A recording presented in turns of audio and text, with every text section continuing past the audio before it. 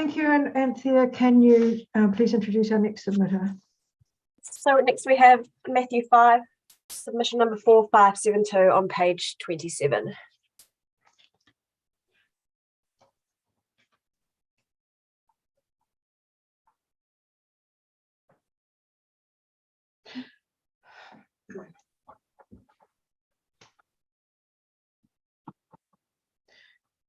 Welcome, Mr. Fife.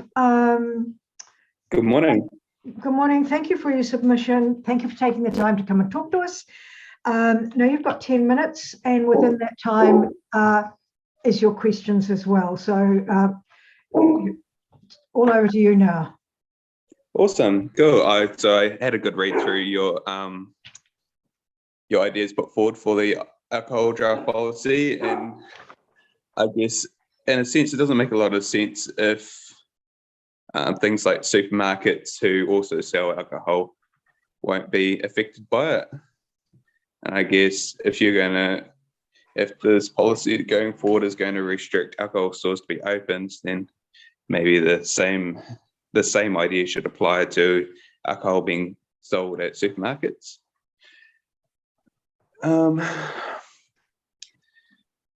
Yeah, and I guess I can understand where people can come from with a perspective where alcohol can be damaging to communities. I believe it can be damaging to all communities to a degree, and it's obviously something that some people abuse and something that a lot of people also get a lot of enjoyment out of. And I guess you could compare it to things like gambling and other things like that.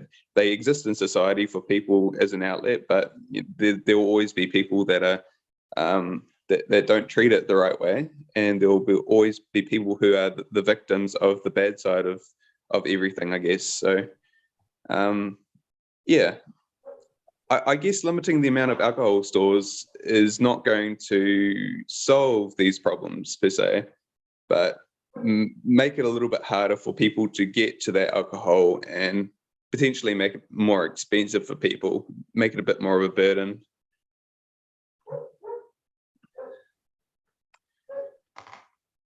So what exactly are you looking for us to do there? I'm not entirely sure what the alternative for you guys to do is, but all I have heard is the alcohol draft policy to say there should be no more new liquor stores. So I'm not sure where that helps anything. So what we're saying is no more standalone liquor stores in certain towns, Yeah. and there's criteria around them. And I'm just trying to run through about 3 different computers here. Tony, can you help Mr. Fife a little bit here?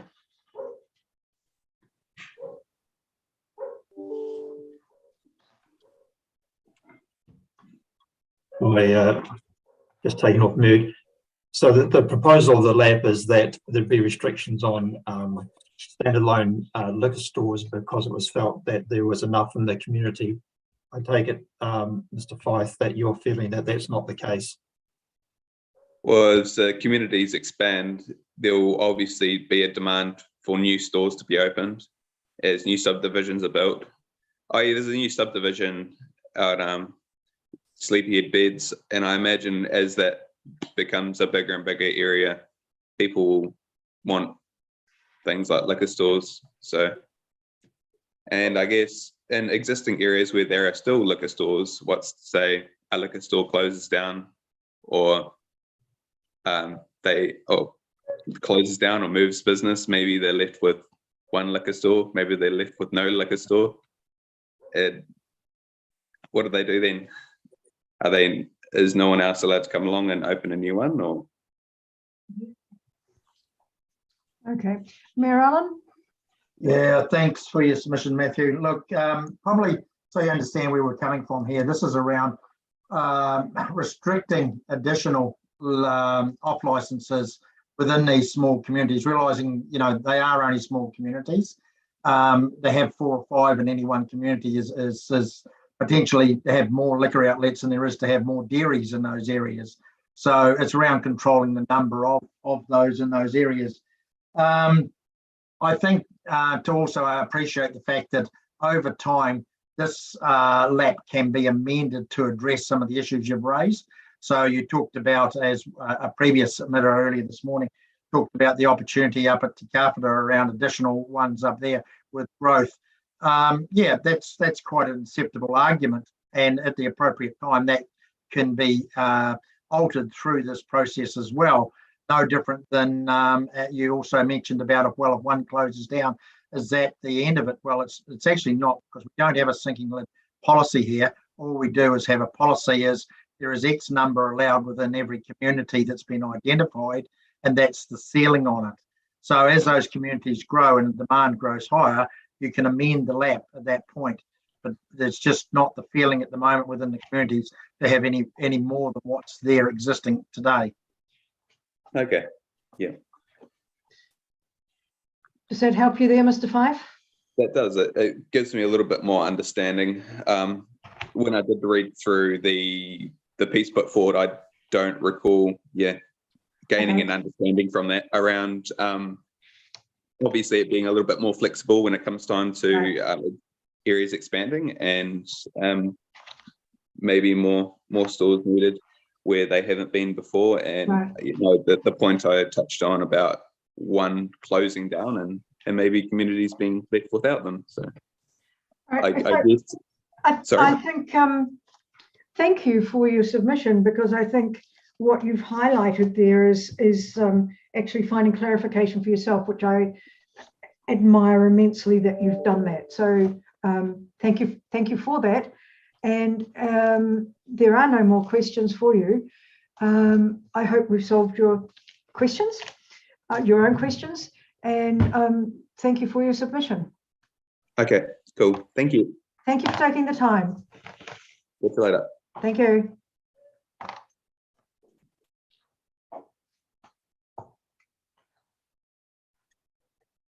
Anthea. Yes, so we do have our next submitter waiting. It's Mr. Paul Reddit from GDL. He is submitter number 4710 on page 29 of your agenda.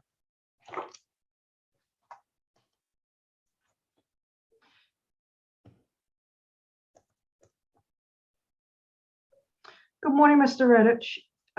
Thank you very much for your submission. Comprehensive as always, as we expect from you. And it has been read. There no doubt will be some questions, but you've got 10 minutes, and hopefully including time for those questions, to just give us the highlights and the bits that are particularly vexing you. So the floor is all yours. Thank you. Good morning, and thank you for the opportunity to present to the council today. There are just a few matters that I'd like to address in addition to the submission. The first being the buy now, pay later condition. Excuse me. We are wholly supportive of the principle here, and we have been approached by a number of organisations who are seeking to establish a buy now, pay later scheme with us. And we have refused. We consider that to be the right thing to do. What concerns us about the condition is it appears to be by default become a mandatory condition rather than a condition that is used to address a particular behaviour. And we're seeking some clarification around rather than having simply that imposed on all off licenses, that it is imposed on those off licenses who have engaged in the behaviour or are considering engaging in the behaviour, rather than those who have never taken part in that process or engaged in that behaviour in any way. The issue for us is if we have conditions on our licence that specify everything that we haven't done or will never do, our licences will become pages and pages long. So we support the approach, we support the intent. We just think that there should be some discretion in terms of how that condition is applied. The second part of I'd like to address is in terms of the home delivery condition.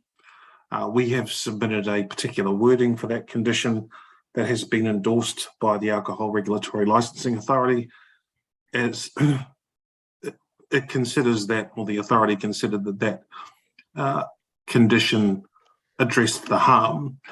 I've read the report from your officers yesterday and this morning, where there has been the suggestion that the reference to intoxicated people is removed. We don't support that in the slightest, nor do we support the reasons for that intoxication assessment to be removed. What we have suggested is that the words "where present" are added to the condition, which allows for deliveries to take place at a specified time, at a specified location, as they do with our business. And where there is someone present to receive that order, those assessments are carried out. We are embarking on and have embarked on a considerable expenditure exercise training our delivery people, regardless of whether they are contractors or whether they are a courier company or whether they are employed by us, and training them on the requirements of the Act. And that to us seems to be the responsible thing to do. So we're asking for the addition of the words "where present" added to that condition, and we don't support the removal of the term intoxicated from that condition. That concludes the matters that I wanted to discuss. I'm happy to take any questions. Thank you. And your report is very clear. And I think from what I took from, and thank you for your suggestions as well. They're always helpful. What I took from it too was that philosophically you were seeing this as controlling the market rather than controlling the alcohol usage. So I took that was, and that's come through in a lot of them as well. Thank you for your amended suggestions. Do we have any questions for Mr. Radich? Councillor Smith. I'd like to ask a question, but the reality is I'd just like to compliment them on their attitude towards the buy now, pay later and the clarification around the delivery, because I think with the way the world has gone, we've learned through COVID, the deliveries are there. And if people are present and intoxicated, I appreciate the clarification and support for that. But if they're not there, they're obviously not intoxicated. So leaving it is probably safe. So thank you.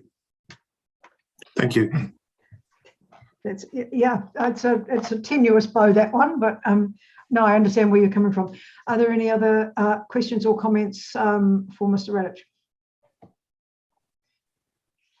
Indeed, it appears you have made your case clearly and concisely and well, as we would expect from you, and some good points and some helpful suggestions. So in the absence of any more questions, thank you very, very much. Appreciate that you take the time not only to put in a submission, but also to appear. So I thank you for that. Thank you for your time. Thank you. Have a good afternoon. Thank you. Bye-bye. Bye. All morning, my day seems to be going really fast. Anthea, do we have anybody coming up next? We have Charlene Price at 10:40. She's not there at the moment. And what page would we find her on? That is a good question. She was a late addition to the hearing schedule. So Grace would have dropped another updated package into your Dropbox yesterday, and you'll find the submission in there. It's page 23. Okay, so perhaps we could just stop